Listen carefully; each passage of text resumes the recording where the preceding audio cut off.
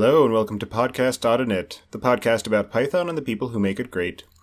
I would like to thank everyone who has donated to the show. Your contributions help us make the show sustainable. For details on how to support the show, subscribe, join our newsletter, check out the show notes, and get in touch, you can visit our site at pythonpodcast.com.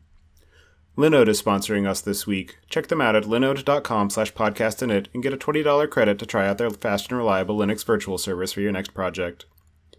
We are also sponsored by Sentry this week. Stop hoping your users will report bugs. Sentry's real-time tracking gives you insight into production deployments and information to reproduce and fix crashes.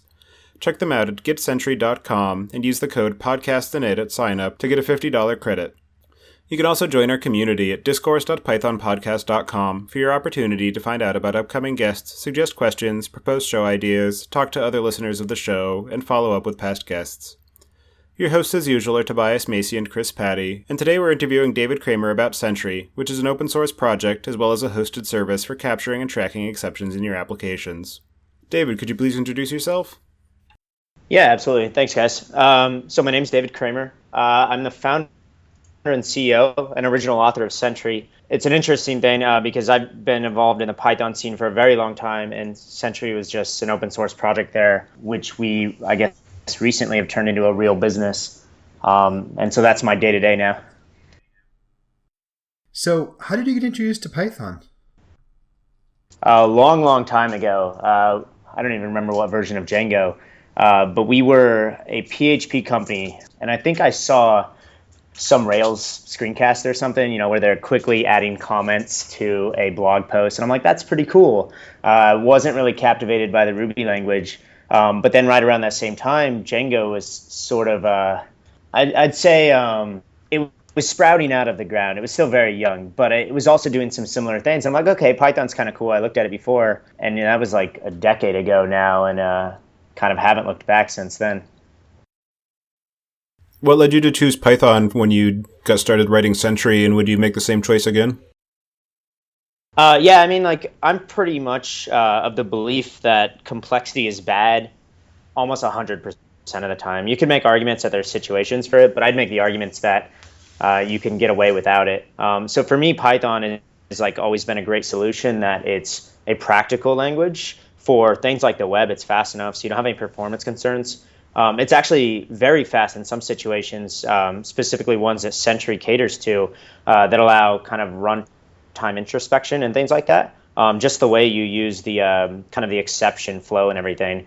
So for me, when I got my start, it was purely about the accessibility of the language. I'm self-taught, so I'm not academic. Therefore, I've never been a big fan of any of that thinking, I guess, just because it was never ingrained in me. So I'm like, okay, I want to learn something. I want to get stuff done, which is why PHP was great.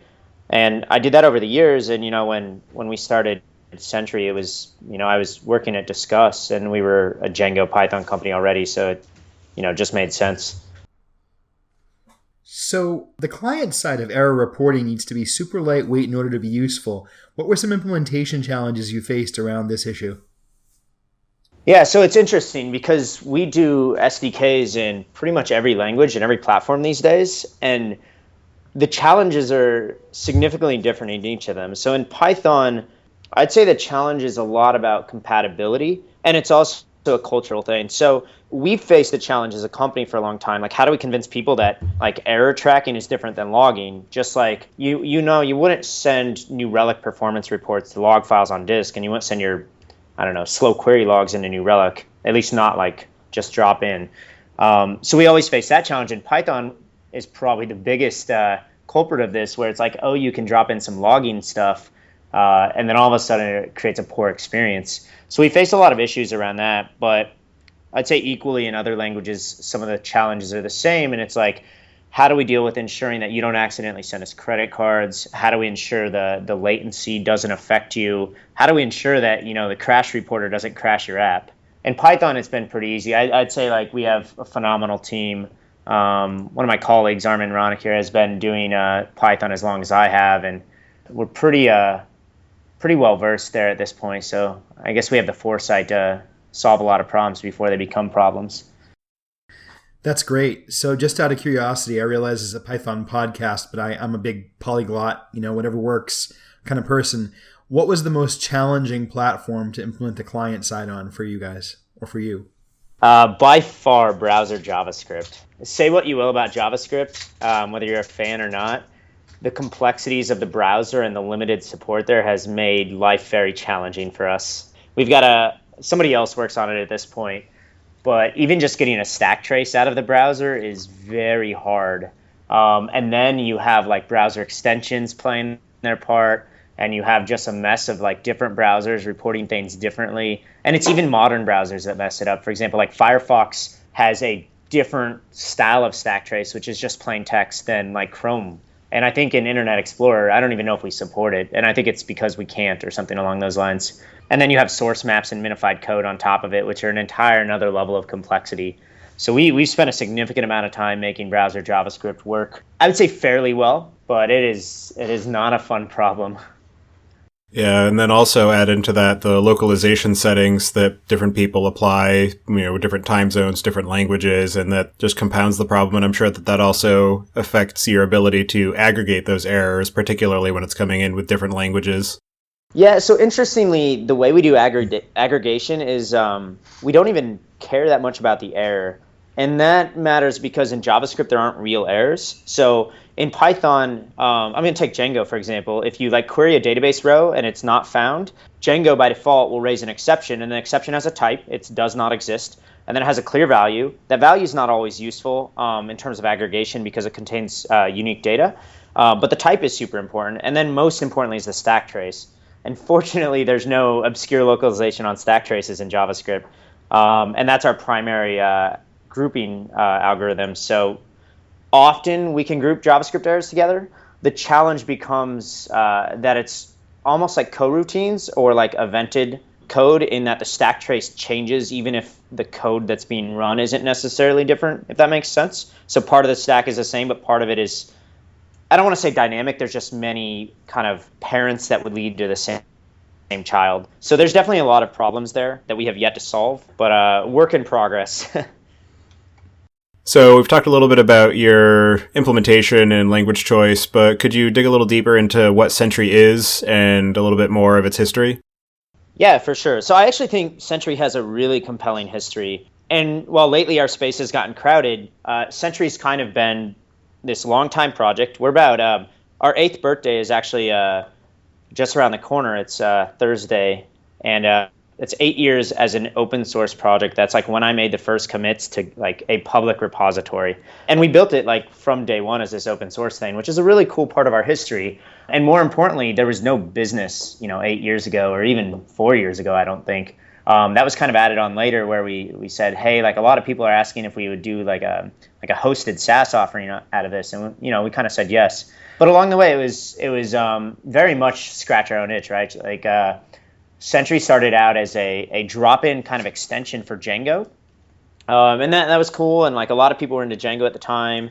And then there was a lot of other Python people that we were involved with. And they're like, hey, it'd be nice if I didn't have to use Django to use this, right? So we're like, okay, yeah, that would be nice. That'd be cool.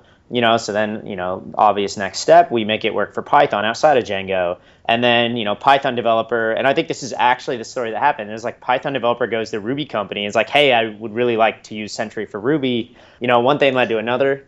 Here we are 8 years later in massive support everywhere. But like the main differentiators beyond just like open source, I think are like, we're a pretty mature product. And I think, especially in the Python world, most people know who we are. It's been interesting. Like we've started doing exhibits at other trade shows, like we were at RailsConf last week. And it's always interesting the perspective that different ecosystems have.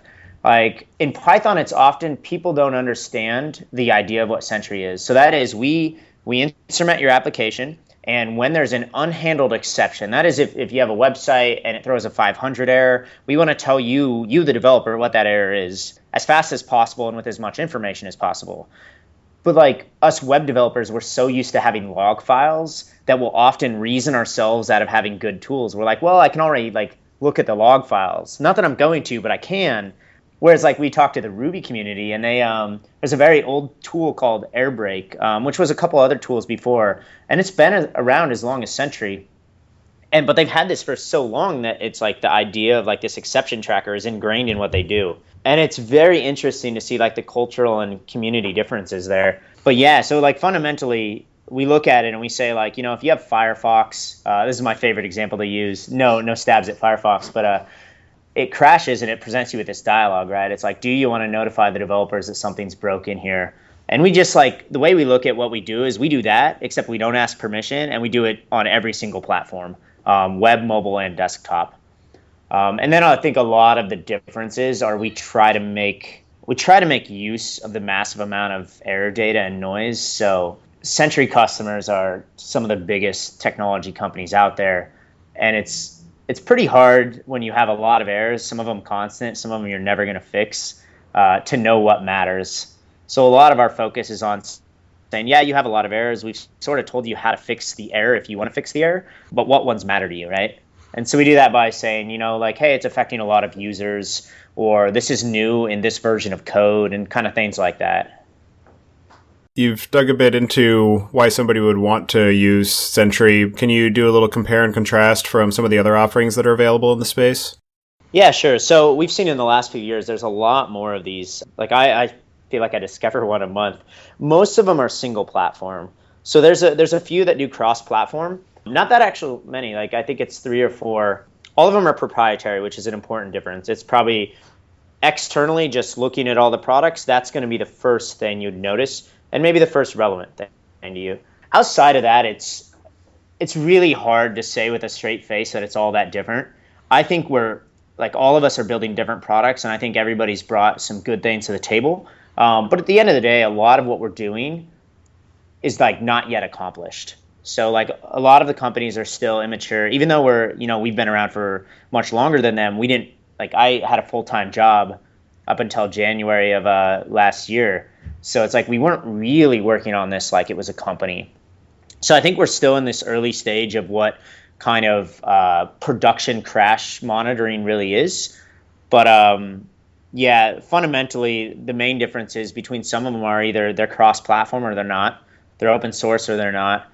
And then down to that, for example, for us, we focus on a lot of workflow features. Like we're a big believer that you shouldn't need to create an issue on GitHub for an error that's in Sentry if you're just creating the issue so you can like reference it in your commit log, right? I want to be able to go in and say like, I'm going to commit this. It's going to go through maybe a pull request, and I'm going to just reference a Sentry error.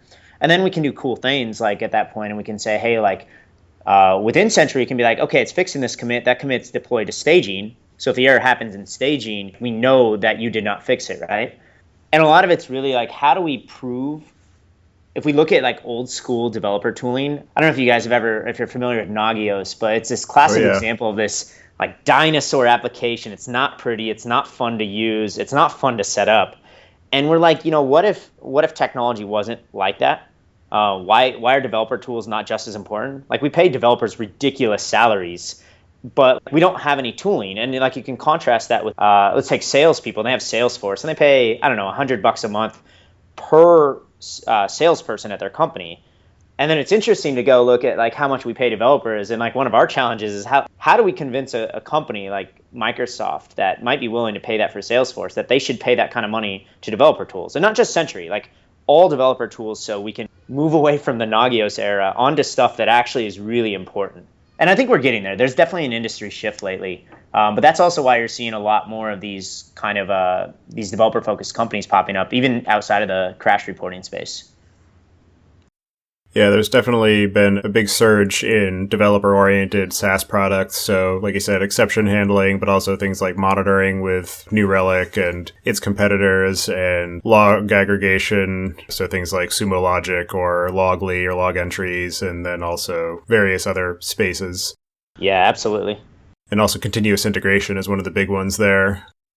I'm definitely excited about this shift in technology. Like we think of this era as like the rise of the developer. It's kind of the saying we have internally. And I think it's very much true. It's where like we're finally I wouldn't say overvalued, but again, the well-paid developers are finally getting the choices in their tools, which, I mean, it makes a lot of sense when you think about it, but it's taken a long time to get the purchasing decisions off of like CIOs who have nothing to do with anything onto like allowing the developers sort of choice, I guess.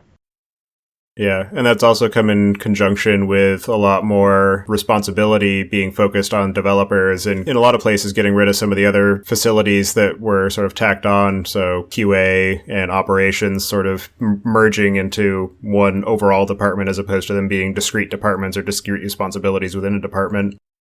Yeah, absolutely. Like we actually see that one of the things Sentry tries to do, and we haven't visibly shown a lot of these efforts yet, so you're getting a sneak peek into our inside plans, but we think it's important that bigger companies and smaller companies are able to like communicate effectively around building products. So I worked at Dropbox for a long time, and hopefully none of them get mad at me for saying this, but like the only time I really ever saw the support team interacting with product teams was when like it hit the fan. And that shouldn't be the case. It's just like the tooling and the systems we have in place aren't great. So one thing we do internally is we have a strong tie-in with what are customers and how does that affect errors? So you can imagine there are errors affecting, say me, David Cramer on the site. I'm opening up a support ticket and support is like, okay, whatever, they're gonna do whatever they normally do, right? But if all of a sudden they now were like connected with Sentry and they could see like, yeah, I see this error is happening to this user. Oh, also that error all of a sudden is happening to a lot of people. It helps bridge this gap between what really matters to companies, and that's like customers, and this closed product loop where you have silos of different teams not really communicating unless they have to. So we're super excited to like push that a little bit, but still in the early stages. Yeah, that's definitely a very important point to make, is that things like Sentry and other logging services and metrics services really raise the visibility of issues at the customer level because it makes it much more evident to product owners and the business as a whole what kinds of issues the developers are facing, whereas I think historically developers have been kind of pushed in the back room and, we tell them what to build, they build it, and we don't really have much interaction beyond that, where now it becomes much more of a broader dialogue where the developer is starting to gain more recognition and influence in the company as a whole. Yeah, absolutely. Especially with the rise of this idea where, I as a developer should be able to push my own code and things like this, pass, and even AWS signal a lot of like we want to be able to trust the responsibility of this, but often there's still that disconnect. So I think there will be, even out way beyond Sentry, there will be a lot of innovation in this area in the next few years. Can you dig into the architecture of the Sentry project, both in terms of the software design and the infrastructure necessary to run it? Yeah, sure. So essentially, we've always had this challenge because we were very big on like we want to support the open source community. So our big challenge was like, how do we keep it simple to run Sentry? How can you on your VPS with no memory, no CPU run Sentry? And more importantly, that leads to how can we run it in development in a simple way, right? But then at the same time, we have big companies like Uber and Airbnb and like Spotify like running Sentry, and they send serious amounts of data to it. So how do we take that same architecture and transform it to work at that scale as well? And so a lot of what we did, like if you look at there's this trend, and I'm not on the same page as everyone else, but a trend of like microservices, which is really just a new name for SOA. And SOA never caught on to small companies because it's such a complex and hard problem.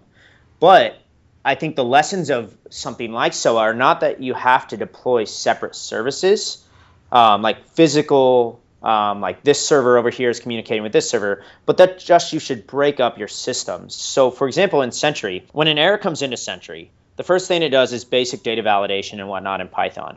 From there, we just immediately throw it into an ingestion pipeline. And that ingestion pipeline is either RabbitMQ or it's Redis. It's something that depends on your situation. But the abstraction, and that abstraction is common in Python, that's Celery, right? It makes sense when you think about that. It's Celery that does this. But really what Celery has done is it's built a service that's handling the push-pop mechanism of a queue. And we take that same concept and we do it everywhere in Sentry. So once it goes through the ingestion pipeline, the workers pick it up, they do a bunch of stuff on it. And at some point they say, okay, I need a buffer, a counter. And that is like, I need to say this event has happened one additional time. I need to say that it's happened in this time series database, like at this interval and stuff. And we have an abstraction called buffers. And the only implementation of that abstraction is Redis. It's either Redis or you don't use a buffer at all. And all that does is let us say, well, here's an interface we provided. It has like it's an anchor and a Git or something like that. But you could swap it out with your own implementation that fits your own needs or your own infrastructure if you needed it, right? And while you might not do it in that case because Redis is super simple, it doesn't really matter, we go farther and we get to the point where we store the data. Sentry operates on a lot of data. I think we are, I want to say above and beyond the largest product like this out there. And we do it in a way that we try to be efficient And again, we try to be scalable. So for us, the default install of Sentry is primarily like a Postgres database. So that is, you're going to have all the metadata in there. When you look at an error, it's a row in the database. There's another row that stores kind of the JSON representation of that error. And when you look at the data set, you'll find that a majority of the disk space used is in that JSON representation. But if you look at the characteristics of that, all we do, we're not searching over that. We're not doing anything. We're just saying, I need to fetch this blob and I need to show it to the user, or I need to add a new blob. So there's a few very important characteristics. One, we never change the data there. And two, we just fetch it by a key name. And so if you look at that, it's very easy to be like, you could look and say, well, this kind of looks like memcache or something. It's got like a get and a set, which it is kind of true. Now, they won't really fit in memcache, but what they will do is they will easily fit in a simple interface that has a get, a set, and a delete. So we built another service called Node Store in Sentry, which has a SQL implementation that just runs on top of Django and is the default. For GetSentry.com, we swap it out and we run React. And that, again, it's simple service characteristics, and it's very easy to operate, so it's great for us. Some other companies have swapped it out and they run Cassandra. And again, it's like fundamentally our thinking is like, how do we keep things as simple as possible, which makes it really nice for us to develop against, so we don't have to run a production environment, but also makes it really nice for everybody to run it themselves. And there was actually a very long time where we actually supported SQLite, Postgres, and MySQL. And honestly, like we sort of still do today. We try not to. And it has its challenges for sure, doing things the way we do. But I think it's allowed us to gain adoption in a way that's not common, in the sense that like, I wish I could show you the actual list of customers we have, but it is phenomenal, and it is every company. And that's only been possible because of the flexibility we've given customers with using Sentry. But yeah, fundamentally, like if you look at it from a high level, there's a lot of these little services. It looks kind of like a data pipeline, but realistically, it's just a SQL application on top of a typical like web stack. And have you thought about adding the capability for swapping out some of the queuing with something more large scale like Kafka or one of the other data ingestion pipelines, maybe Kinesis? Yeah, absolutely. So it's funny you should mention that. I don't know when it's going to happen, but we already have some prototype stuff and we have a spec, and we're absolutely going to swap it out. So our plan is we will natively, at the very least, we'll be supporting Kafka, and that'll be our recommended solution. But we've also written a Redis implementation of Kafka. So same characteristics as Kafka, which again, this is all part of the paradigm, like build a simple interface, implement that interface, keep it small, keep it lightweight. And we were able to achieve it in Redis very, very easily. So yeah, sometime soon we'll be doing that. It's kind of like, surprisingly, we have not hit any limitations yet. The only concerns today are, if you've ever run RabbitMQ, Rabbit cluster is not really great to work with. So your main issue is you don't really have any kind of availability. Like if our broker goes down, like we actually just have to like switch over to a new broker. There's like no magic. It's just like literally pointed at a new server because the other one's, whatever it's doing, it's not working anymore. And that's definitely an issue, but we've actually found it to not be that big of an issue. So we put it off for a long time. It's really interesting to me how pervasive the microservices SOA meta pattern is becoming. And I really think in a lot of ways, I realize you can get yourself in trouble with it, certainly, and there are times not to use it, but I'm just kind of blown away, honestly, by how many software projects and even how many organizations are yielding really incredible results and having really positive things to say about having invested the time and effort into making something like that work for exactly the reason you specify. As you grow, as you scale, you can swap things out, and since everything has well-defined interfaces, it all just still works. I think that's really, speaking as someone who has been around in this industry for a very long time, it's really incredible to see that become the norm. Yeah, it is. It's definitely interesting. I think there's a lot of things that need solved yet to make it truly accessible to people. I think just like, I don't want to hate on anything, but just like MongoDB became successful back in the day, it was a little bit of a trap. Everybody dug themselves holes and they had to work around it in the end. And my fear is that there has been a lot of investment in some really cool technology. I'm especially a fan of a lot of the Mesos tooling, like Twitter and some other companies have built some really cool frameworks on top of it. But my fear is that the state of production tooling, for example, in like many ways, including like Sentry, for example, is not nearly as good once you start saying, well, I have 100 services to deal with versus like, 5 applications. So I think we have a lot of distance to travel in terms of maturity of products around there, but it definitely seems like it's moving in that direction.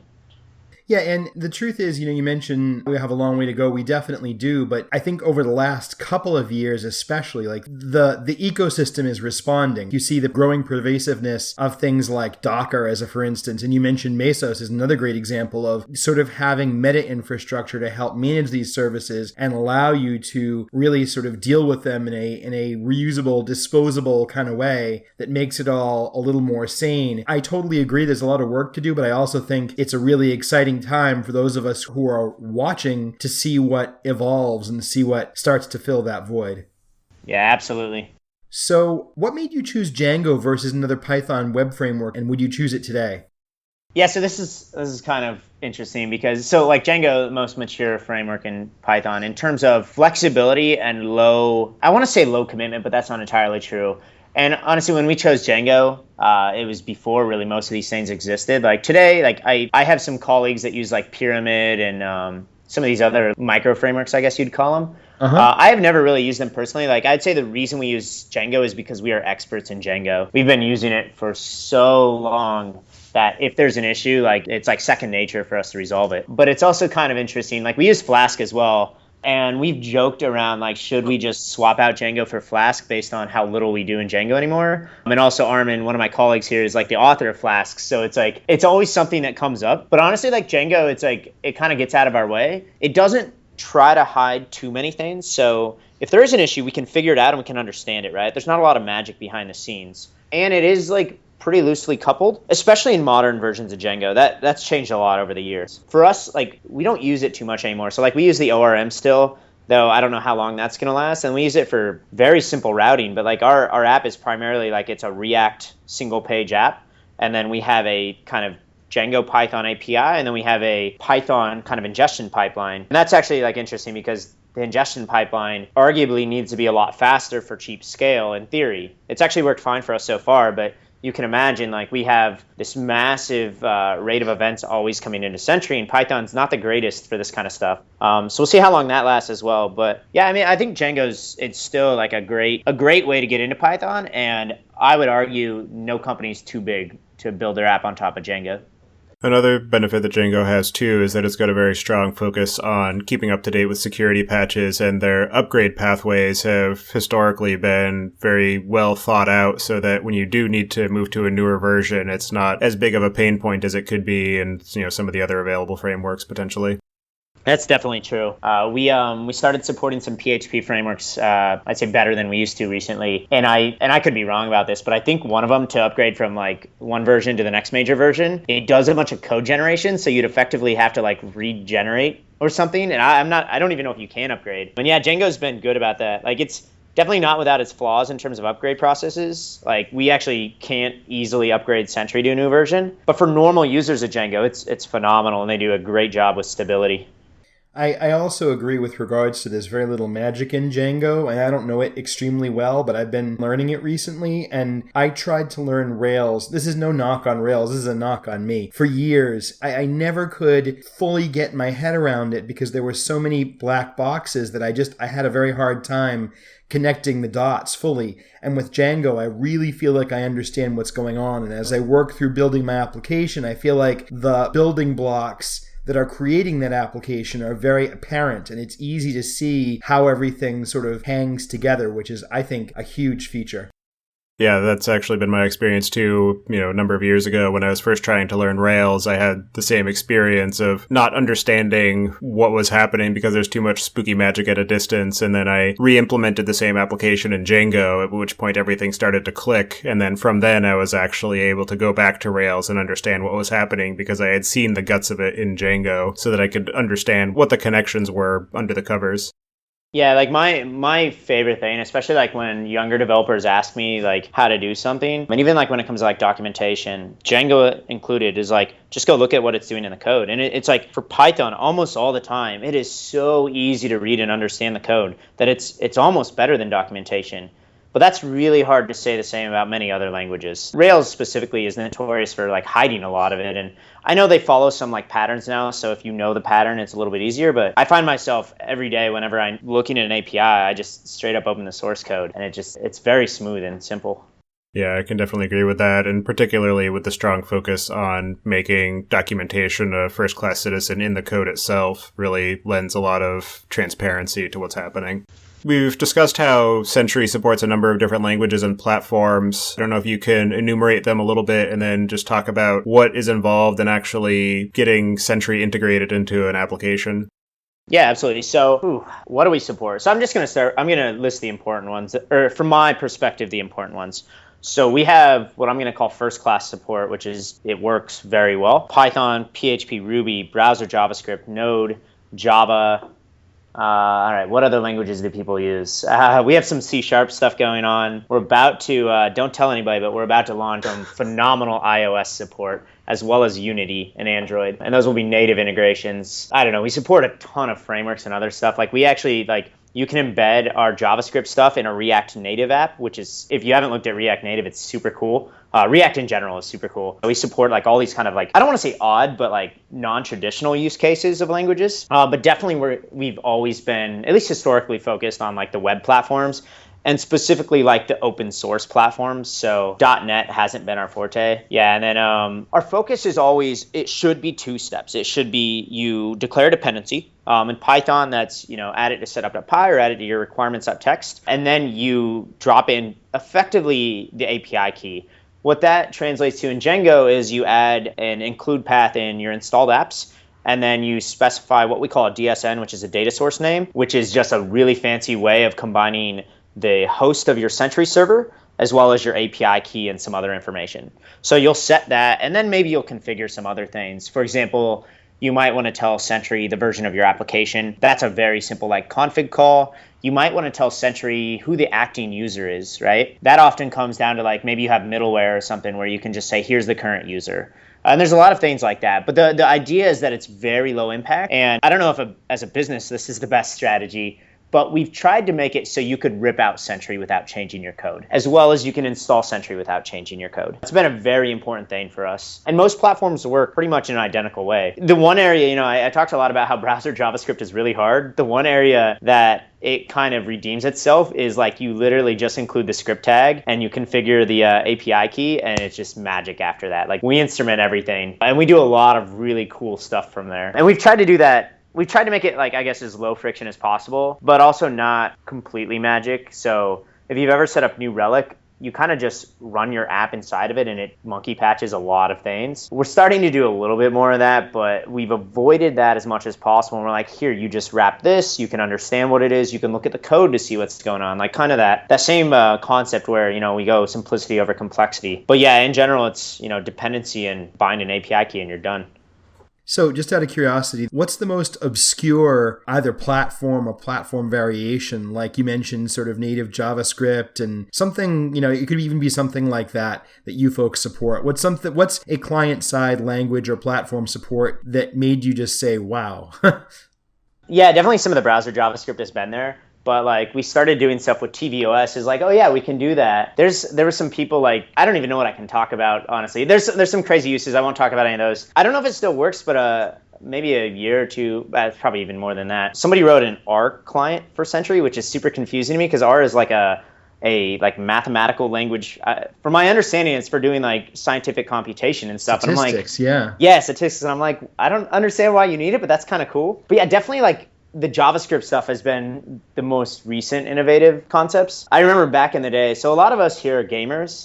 Historical note, Sentry is named off of a StarCraft unit. Oh, nice. So we've actually had a lot of gaming companies as customers, and I remember CCP is one of them, and they make EVE Online, and they actually make some of the cool new VR demos that you might have seen.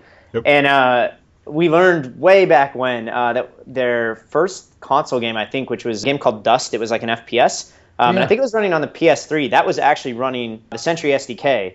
And I'm that's really cool. And we always discover new things like this. That it's I don't know, whenever we use something and we find out that company behind it or that literal actual thing is running Sentry, that's really awesome. And I think that's the highlight for us.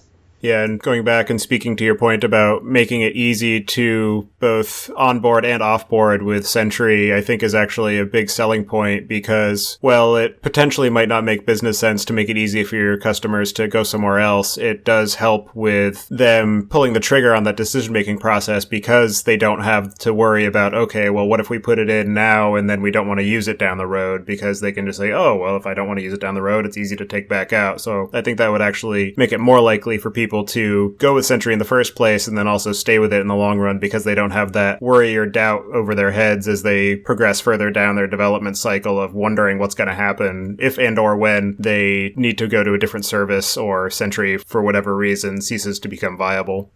Absolutely. And that's actually like kind of the same thought we have around the fact that we're open source. Like, honestly, most people, it doesn't really matter that we're open source. Like, running it yourself is not cheaper than paying us. Like, there are some companies with legitimate reasons to run it themselves, but open source is just like there's no lock-in with our SDKs. Open source is like, well, if I want to move off of the hosted service, I don't have to switch to another product. If I really like Sentry, I can just bring Sentry in-house and I don't have to pay for it. It's free open source. It's truly open source.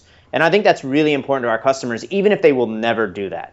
Yeah, definitely agreed there. I've actually been planning to set up an instance of the open source Sentry project in my own infrastructure at work, partly too because of the fact that we're going to be going to an in-house OpenStack deployment, so we actually won't have to pay any money to a cloud provider. Oh, yeah, that's always nice. One of the big discussions in open source these days is around maintainability, and a common approach is to have the hosted offering, which you guys support, for paying the bills to keep the project moving forward. I'm just wondering what your experience has been with managing the open source community around the project in conjunction with providing a stable and reliable hosted service for it. Yeah, so this is interesting. So I've given a bunch of talks at like Python conferences and stuff over the years. And one of my main points in the talk was that nobody contributes to Sentry. And this is kind of a lie, but it's also the secret truth. So if you look at Sentry, the server, like the core of Sentry, it's Sentry, the company. Like, it was primarily me for a long, long time. And that's not to say we don't get contributions. Like, we've had like people from like Uber and Square like contribute awesome fixes for random things over the years. But we don't get people like building features and things like that, like true substantial contributions. However, we do get people building integrations and building SDKs and making it work better for their platform. And I would say part of, like, there's a failure on our part not bringing the community into contributing with Sentry, and we're going to work to see if we can improve that. But I actually don't think it's that big of a deal. Like, we promote the idea that you can contribute if you want to, but we're probably going to be better at solving the problem. And honestly, we've made a business out of solving the problem, so we're super happy to. And I think, yeah, like you mentioned, the hosted thing has been great. The majority of our revenue comes from our SaaS service. And I'd prefer that, honestly. It makes it much easier for us. But it's interesting because like we build new features that only on-premise use quite often, honestly. It's probably like every release, and we release once a month now. And I think it's a very interesting take from, I couldn't tell you another company that operates in a even remotely similar fashion. Like most open source companies are like, well, they build a proprietary product on top of somebody else's open source, or they live long enough to see themselves go almost entirely closed source. Like, we call it open core, but it's more like closed features. So it's not without its challenges, but I actually think it's different than an open source project like Django, realistically. It's mostly like you can sort of solve your own problems if you want to because it's open source, but often you won't have to. And you've alluded to this a little bit, but are there any benefits to using the hosted offering beyond the fact that you don't have to manage your own infrastructure for it? That's the primary one. And that's like actually a big deal because, so there's like a few things around that. Like, A, we're probably better at security than most companies. Like, straight up, like, we are ridiculously paranoid about security and compliance. That's a minor thing, but I think it's significant. But the common thing is like, we are absolutely going to be cheaper. And we're about to change pricing. And I think it will get cheaper for almost everyone.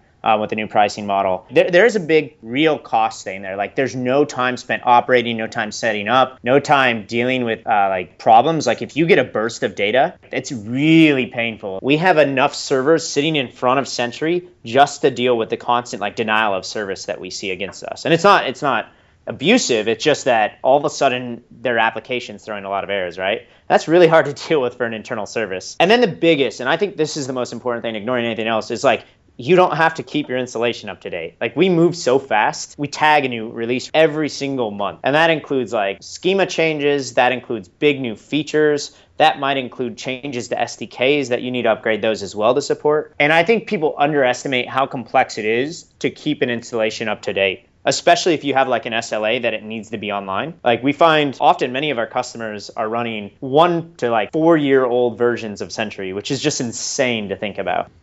Yeah, that's definitely reason enough to go with the hosted offering of not having to manage the upgrade cycles as well. So valid points. So, have you faced any performance challenges implementing Sentry server-side? I know you mentioned the ingestion pipeline earlier. Are there any other aspects of its performance that you've had trouble with? Yeah, so I wouldn't say performance. It's more about scale. I actually think performance matters less and less in this day and age. So I'm going to talk about 2. So the first one, if you Google transaction ID wraparound, I think our blog post is probably number 1. So we use Postgres, and I don't have numbers to compare with other companies, but we are probably one of the larger in terms of throughput to a single instance of Postgres users of it. And that just means like each instance of Postgres we have is doing a lot of effectively updates and inserts per second. At a very high level. And what this does in Postgres is there's this transactional counter that increases. Effectively, like it's very complex to try to explain this, and I don't even understand the true inner working, so I won't. But I'm going to simplify it. So I'm going to say when you do an insert, a counter increases.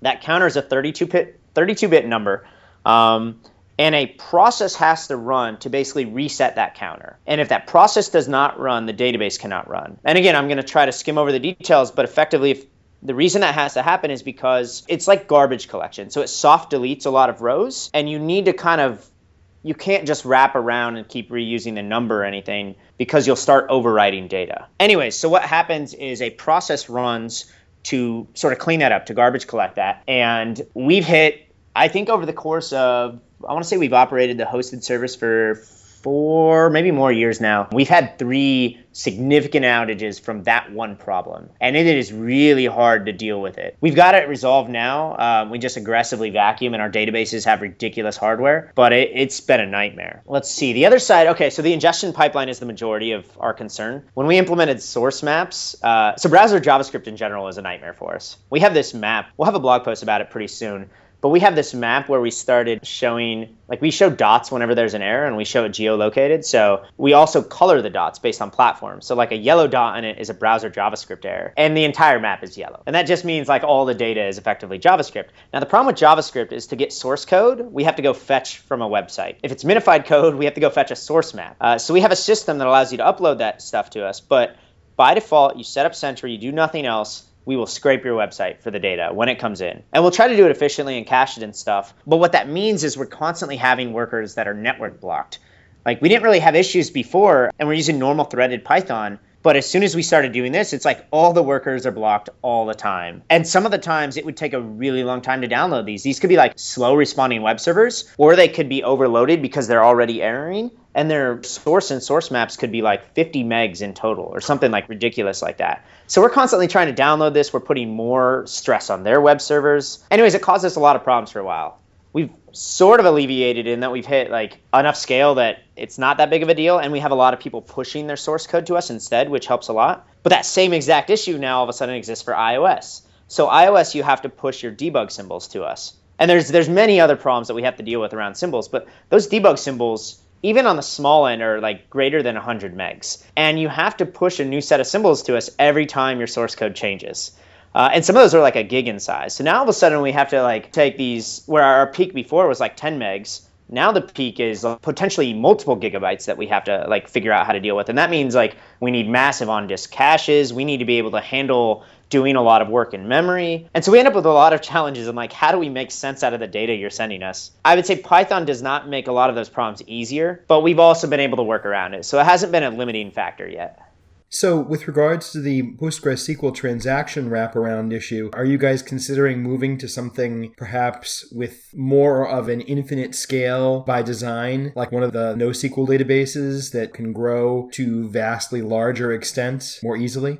Yeah, so we talked a lot about this. Like we considered moving to Elasticsearch, and I know some of our competitors are on an Elasticsearch infrastructure. And interesting, I've listened to some talks by a few of our competitors, and they're all smart guys, but they all talk about like scale. And I always kind of like joke around with it. For us, scale is like we move from one Postgres machine to 2, and we just move tables to the second machine. Like we have such high throughput numbers without doing any effort, right? And then we started moving like, can we move to Elasticsearch to make like kind of spreading out data a little bit easier? And then we're like, well, the cost cost of Elasticsearch is really high because it's Lucene backed and it indexes all this stuff that we really don't care about. We don't need relevance search. We always need date-based search, and does all this other stuff. And then there's trade-offs where it's very, very scary what happens in certain situations with Elasticsearch. Scary enough that most people have an actual backup of their data. And it's like, well, we don't want to have a backup. Like, we don't want to have a secondary like data store just to make sure our first data store works. So at this point, we've decided that, I mean, we can move a lot more tables, do a lot more Postgres clusters before we actually need to deal with it. But we're at some point in time almost certainly going to build a distributed solution on top of Postgres. What that looks like and when we do that remains to be seen. But we're effectively going to do what Facebook and Dropbox and Yahoo and Google old days did with MySQL, but we're going to do with Postgres. And that is we are going to build a graph abstraction on top of it. That said, we are still going to use something like React. We might move to Cassandra in the future for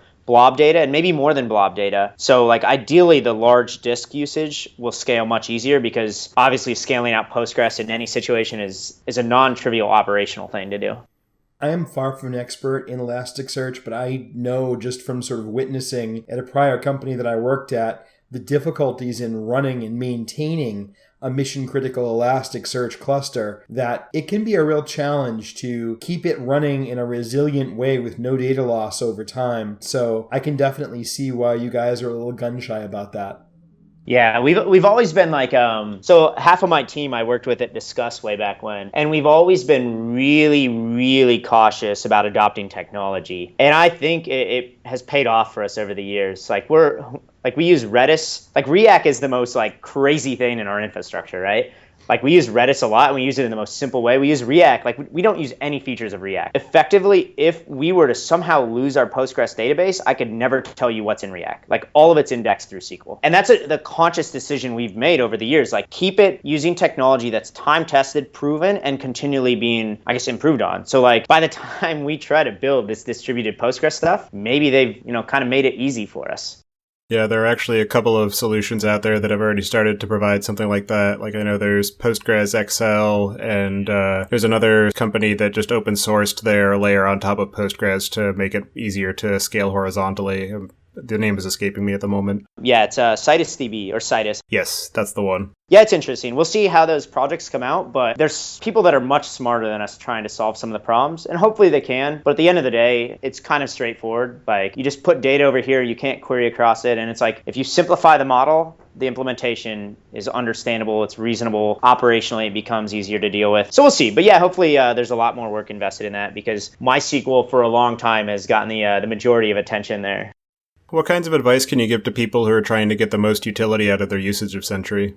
So I would say don't stop with the setup instructions I gave you. Like yes, you can install it as simply as just configuring the API key, but there's so much more that it can do. So let's just start with the core data. So I talked about like you can mark users. You don't have to send us email addresses. You can anonymize it. You can have your own internal IDs sent. If you can send email addresses and that's compliance, fine, like it's great. You can send custom tags. And this is kind of a really powerful feature we have. So we automatically tag every error that comes in with things like the browser name, the operating system, the version of your application, the environment, like production or staging. And then you can search on those tags so you can find all issues that are in staging. You can also see a distribution of how many errors are happening in staging versus production for a specific issue. But you could also do things like, for example, in Sentry, we have these concepts of projects, and we actually tag issues with the project that is affected. And that's really useful when we need to go look at like data or something like that, or we need to go like see, is it like just one project? And there's a lot of cool things you can do there. And then beyond that, like we have this really cool new feature that hopefully you never have to do anything yourself called breadcrumbs. And we've launched it with JavaScript. I don't know if we released the Python version of it that has some stuff. We're about to launch some Rails support. We have some PHP support. But what it does is it captures the trail of events that led up to an error. So we have this really powerful idea coming soon that says when something happens in my process that amounts to billing, so that is when I make a Stripe API call, and then any kind of error happens later in that sequence of events, I want to know about it and I want to escalate it. Like that's a really powerful idea that is a little bit more complex than a lot of solutions will allow. And so what we're hoping to do is like give you a lot of this debug information that you never had before, but also be able to use that information in a really powerful way. But hopefully you don't have to instrument any of that. Hopefully we do it for you. Time will tell there. And then one really cool last thing, and we just launched this too, is we have this thing called user feedback. And, going back to like this Firefox crash dialog, I could ask you if you want to send the report. We built this like JavaScript widget that you can put on your site when there's an error, and it'll be like, hey, we're really sorry about this happening. Like, you can fill in your name and email address. We'll autofill it if we already know. And then you can put in like some feedback, and they're like, hey, what were you doing when you triggered this? And honestly, like, we don't really need the customer to tell us what happened. We have enough information already. But what it actually is it's this like intimate connection now with the customer. Like, the customer feels like you're actually listening to them. And then very soon, the next step's going to be like, do you want to like respond to that customer? Do you want to let them know you fixed this? Because we actually go out, like, if you've ever hit like an error on Sentry that's significant, especially if it's like a billing error, we will actually go out, like, we will very rapidly get a fix out, and then we will email you and let you know that it's fixed. And like, that idea is so unbelievably powerful. And like, engineers are shocked when they see this, and they're using Sentry already. And you can imagine how it is for non-technical consumers if they're like, wow, you fixed this thing. I didn't even know you knew it was broken, right? And so like, that to me is a really cool idea that we're still in the early stages of. Yeah, that definitely provides a much more powerful way for engineers and companies to get a much more high-touch and sort of concierge feel to their products and really encourage customer loyalty and really make people want to continue using the service, because, it's very easy for a customer to run into an issue or an error on the server and say, oh, this product is garbage, I never want to use it again. But if you then all of a sudden give them a way to provide immediate feedback of what they're feeling, what they were doing at that moment, then it right then and there brings them back into thinking, oh, maybe this isn't so bad. And then if you then actually do have the capability of following up and saying, hey, that error that you ran into, yesterday, last week, whatever the case might be, we just fixed it. If you're, if you still need to do what you were trying to do, then go ahead and try it again, because that error won't trouble you anymore. And that's a great way to not only get customer loyalty from them, but also make them more likely to promote your service to anybody else that they know, because they'll say, oh, I had this great experience, it started off as an error, but then they immediately turned around and made it a wonderful interaction. Exactly. And like, I think and we think about this a lot internally, not just for how we build Sentry, but how we like grow our audience, right? And I think the greatest thing you can do is hasten the cycle of taking a user from a customer to an advocate of your product. And these ideas, a lot of them are designed to like promote that. As long as you're willing to do a little bit more than normal, and ideally it's low touch, and we built the tools so it's easy, like, it can greatly impact the kind of like the success around your customers. Yeah, and then also going back to your point about breadcrumbs, having the context of an error is immensely useful when you're actually trying to find the source of the problem and debug it effectively. Can you describe some of the other facilities that Sentry and Raven have for assisting developers in providing that contextual information? Yeah, so we're of the mindset, capture everything, ask for forgiveness. So we capture source code, we capture user data, we capture request data, we capture all this stuff. Most of the time you actually are like happy with it. One cool thing we do in Python, and unfortunately we don't do this everywhere, is we actually get the stack locals. That is, like, we get the variables, the values of them in every frame in your stack trace. And it's unbelievable how useful that is. And that's what we started out with. We 100% stole Django's like debug page. Like, they have this page that shows up when you have a 500 error, has a stack trace. You can expand the stack trace. There's like sort of source code around that frame, and then there's the local variables there. And we're like, wow, that's amazing. How do we get that in production? And so we built Sentry. Unfortunately, this is really hard to do in some languages. So we do it in PHP, but it's not the same thing.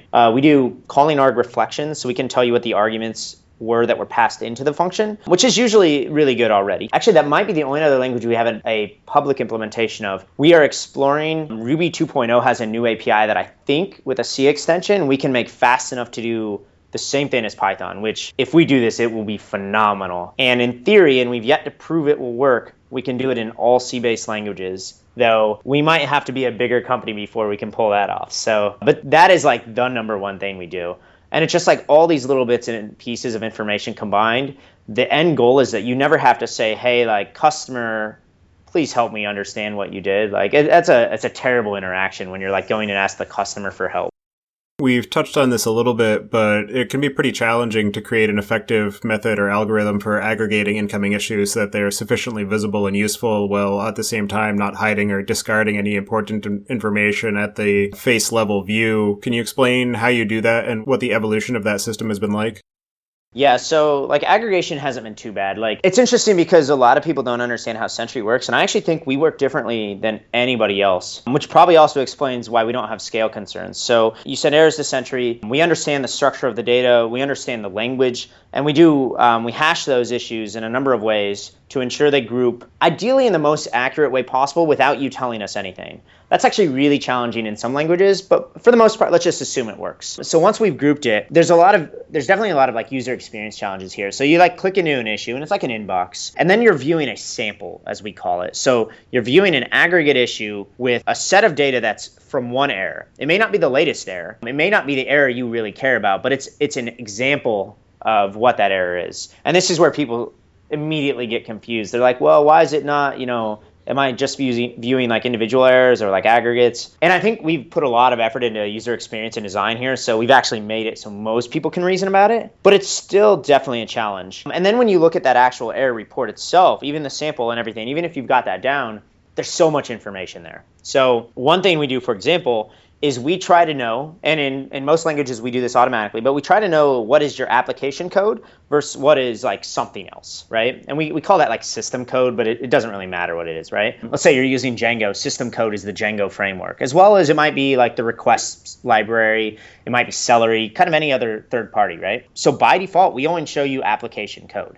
And it's a little bit more complex than that, but mostly we've pared down the stack trace to be only what's relevant. That same issue kind of happens elsewhere. Like we have a lot of data to show like the HTTP requests and stuff. I wouldn't say we've solved all of it. I would say like you can usually skim a report and the visuals make sense. One area that we're going to be improving is we want to kind of tell you like context of what something is. So for example, if I'm rendering a view in Django or a view in Flask or I don't know what it's called in Rails. It's either a controller or a view, but one of those things. Mm-hmm. I want to know that it's that view, right? I want to know it's kind of like this URL, but not this URL. I want it to know it's like this code that powers this URL. And so we're going to do something really soon where we just we give transaction names. And we sort of have this today, but it's not great. But the plan is to like help you more clearly understand what something is at a glance. Because one of the big challenges is like you have the list of all the errors. And if like 3 rows are like the same kind of, like they just look the same with the same title and stuff, it's like that's already a poor experience because they're not the same. They're not the same because we do such a good job at aggregating things that we know they're not the same. But like, what can we surface to help you understand that they're different? Well, that's definitely an ongoing challenge. But I mean, we're big believers in iteration, so we'll figure it out at some point. So I notice in Sentry's Python a lot of from future import. Does it support Python 3 or what's the plan for getting there? Guido's not going to like me for this, but I don't believe people use Python 3, and I don't believe that we will ever use Python 3. So no, we do not. We run on whatever the newest 2.7 is. And there originally was a reason for that, and that's because Python 3 didn't really work with anything. And I know the ecosystem's gotten better since then. Like third-party libraries often support it now, but like frankly, we have no reason to upgrade. It's still massively painful. It's getting easier, and I think that's good. Like I think 3.3 or 3.4 started, there was more of kind of the passive code that will help you upgrade without changing all of your code. So that's good. Maybe there will be a time, maybe Python 4 will come out and we don't have to change any code and we can just upgrade. But there are trade-offs for upgrading. So like there's some cool new features. Like I don't even think we support this in Python. We do other languages, but Python 3 has chained exceptions. So you can re-raise an exception and keep the context. And that's actually like really, really nice because it's really common to rethrow an exception in Python. But because we're on 2, we don't have that at all. And there's some I actually think I've done some Python 3 and I actually didn't find the Unicode changes, which everybody loves, to be that much easier. It's still hard to reason about Unicode. But mostly one of the big concerns we have is that Python's not the fastest and Python 3 is definitely not faster. So what's the value in upgrading for us besides some fancy new features? So we'll see. I don't know. Maybe there will be a day that it comes along and it's really easy to upgrade and there's really strong reasons to upgrade. But so far, there hasn't been a compelling thing there. I mean, the good thing is Python 2 is going to be around for a long time yet. It's still painful to upgrade. So it's probably 2 years ago I tried converting a project to Python 3 and it actually mostly worked. And I was actually very surprised at the time. There was something important that did not work. I don't remember which one it was. Anyways, yeah, there was definitely some trouble a couple years ago, but it was like one thing. And I was actually pleasantly surprised that it had gotten that far. And we've actually supported Python 3 in our SDK, I don't even know, for like 4+ years now. So I can definitely believe that the community is almost there. But I still think it's a lot for existing projects to ever upgrade. And it's like the same reason why, people still run old versions of Rails or Django or Ruby or anything really. or why people are on the old JVMs. I'm thoroughly happy with the direction Python 3 is going. Like, I remember, I think even like 3.2, I would have strongly said it's too hard to convert things. But like, they've made a lot of changes that make the Unicode transition easier. They've made a lot of changes that make a lot of the syntax transition easier. I mean, I think that goes a long way, especially for library support, which in my opinion is or at least was one of the biggest blockers. And I agree, yeah, like from what I've seen, that's mostly gone away. Yeah, I don't know if there will be a day where it's easy enough for a big project upgrade. Like, I think it would be exciting if there was. I think if, like, PyPy is cool and everything, I don't think it's necessarily a solution to problems. But if there were like other strong arguments for people to like spend engineering effort, so if there were big performance gains or the type annotations, actually, that could be a trigger. Kind of some of these more compelling things that are not just like small features. I think that's when it would become something like, okay, maybe we'll reevaluate. Maybe it would be worth what would likely be a considerable engineering effort to move to a new platform. Because like for stuff like Sentry, it's like we support one version of Python, period. Like we don't run on multiple anymore. Like we did once upon a time, but 2.7 is the standard now, so we didn't have to. But I'd imagine if we ever did go the route, it'd be like, well, we're no longer supporting Python 2. It's only Python 3. Yeah, for a project like Sentry, that would make good sense. It's really only library code that needs to be able to support both Python 2 and 3 simultaneously. And in about 4 years, it won't be required anymore, though I'm sure a number of people will still continue to support Python 2 in some measure while the inevitable migration continues.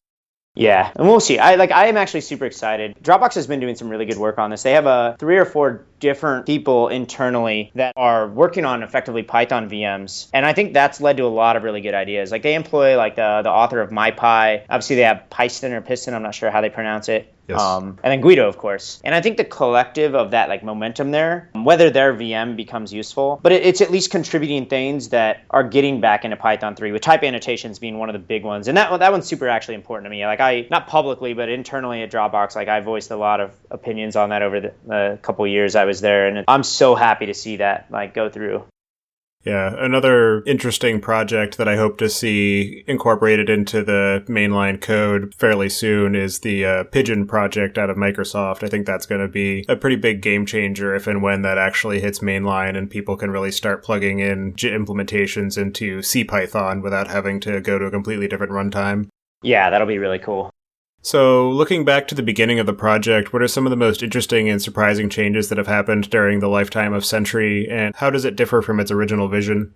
Yeah, so, well, the original vision was the project started because there used to be this IRC channel. I think it was called Django Users or something like that. It might have been just Django. And I like kind of idled in there and like helped people out and answered questions. And somebody asked how to do this one day. And so guy uploaded a little snippet that showed him how to do it, right? And that's how it was born. No ambition, no nothing. You know, a few years later, about 3 years later, I was leaving Discuss. Still no ambition, but we had gone cross-platform. And somebody from Heroku was like, hey, why don't you create like a Heroku add-on out of this? And he's like, you can probably make some beer money or something, right? I'm like, okay, sure, whatever. Greatly underestimated what that required. But I did it over like a Christmas vacation or something. And then still no ambition. I'm like, okay, we'll see what happens. And then let's see, maybe it was 2 years later, a little over 2 years later, which would have been January of last year, myself and my co-founder, Chris, who's a designer, we're still the only people like actually part of the company, if you could call it that at the time. He was working at GitHub right before that, and I was working at Dropbox. And we said, you know what? There are too many people paying us money and too many people using this. Like it's hard to maintain, and we don't want to kind of like let it, fall over. So we made a decision to quit our jobs, and then the company is now 14 today. So for me, that is like the biggest change. And the cool thing about it is it's like the code that runs GetSentry.com, barring like the billing code, which is irrelevant to people, is the same code that's open source. So I think we've kept like our humble beginnings in a lot of ways, and we're very strong about that. But like we have matured so much as a group of people building a product. We're 13 or 14 now. We employ people that only write code in other languages, which is super cool. And we're no longer this little Django project. We're used by tens of thousands of like real businesses. And to me, it's like exciting to see this evolution of nothing. Like it was a less than 50 lines of code kind of into this big, massive project that so many people value and so many people use it every single day. And it's been super exciting to see that transition. And then we're a real business now. And so the future it's going to change even more. But we're very focused on how do we really keep and appreciate like where we came from? How do we like appreciate the open sourceness of things, and like how do we push that so we don't become one of those companies that's just like, well, you know what, we need to cripple the free version so you'll pay us money, right? It's been a good trip, I guess, getting here. Well, I would like to commend you on your effort and your progress, because it's definitely a very impressive project and one that I have used in the past and intend to use in the future. So thank you very much for that. Are there any other questions that we didn't ask that you think we should have, or anything else that you wanted to bring up before we move on? No, I think it was good. Like, I appreciate the questions, and the conversation was really good. I always love talking about, my two favorite things beyond Sentry just itself would be like scale and infrastructure, and then kind of like open source. And I think we got into a lot of that, so it was fun. Yeah, I agree. So for anybody who wants to follow you and keep in touch with you and see what you're up to, what would be the best way for them to do that? Probably Twitter. I'm Zeeg on Twitter. And then, yeah, I mean, we have a bunch of Sentry support things going on, but that's definitely the best solution for me as an individual. So with that, we will take it on into the picks. I'm going to keep it short this week and just pick the BPython interpreter. I've started playing around with that and using it as my Python shell for a little while, and it's been quite enjoyable. I had used it a couple of times in the past, but it's definitely a pretty great environment. Being able to sort of go back and undo commands is an interesting feature, and the auto-completion and auto-servicing of documentation is pretty awesome. So IPython has the capability of adding the question at the end of a function call to show the documentation, but having it just automatically surfaced as you're typing is pretty great. So definitely recommend people check that out for and if they're looking to try out some new Python shells. And with that, I will pass it on to you, Chris.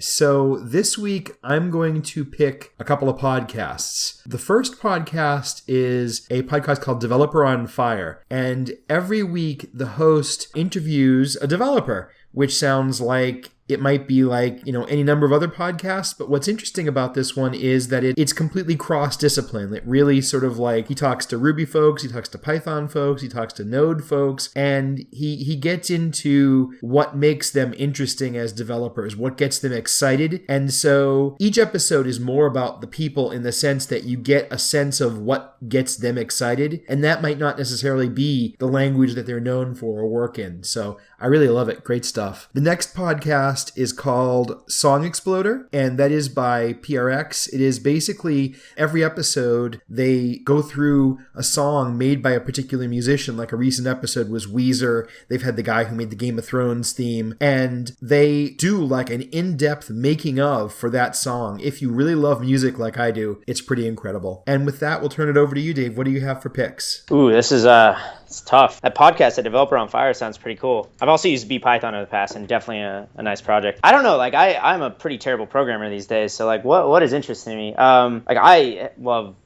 React and Webpack. It's phenomenal. Like I'm not a big JavaScript fan, and I love writing JavaScript with these platforms. So I like definitely say if you have not yet had the opportunity to try those out, do it. You will not regret it. Outside of that, I don't really know. I've gotten into like alpine climbing and stuff recently, so I've become more disconnected once I started running a company. But yeah, there is, I know this, one of my colleagues is actually building something that's cool, and I really like what he's doing. I'm trying to get him to do it for Python. It's called Percy. It's PERCY.io. And the idea is like, I'm a big believer in testing. Like if you've ever seen me speak at a conference, I'm all about like, yes, let's deploy code fast, let's automate tests. And what Percy does is they like, in a really clever way, they take screenshots, sort of screenshots, but they take snapshots of your code like with a Selenium test suite, and they basically like upload all that at the end, and you can kind of like replay what happened because like they're basically just capturing the DOM. And I find it super fascinating. I would love if there was like an open source thing that did that, but it's something that we started looking at using, just, again, testing philosophy. That's, I don't know, books. Red Rising trilogy, phenomenal, just finished that. It's a sci-fi, Hunger Games-ish kind of thing, but pretty good if you're into that. But I'm a pretty low-key person. All I do is work these days, so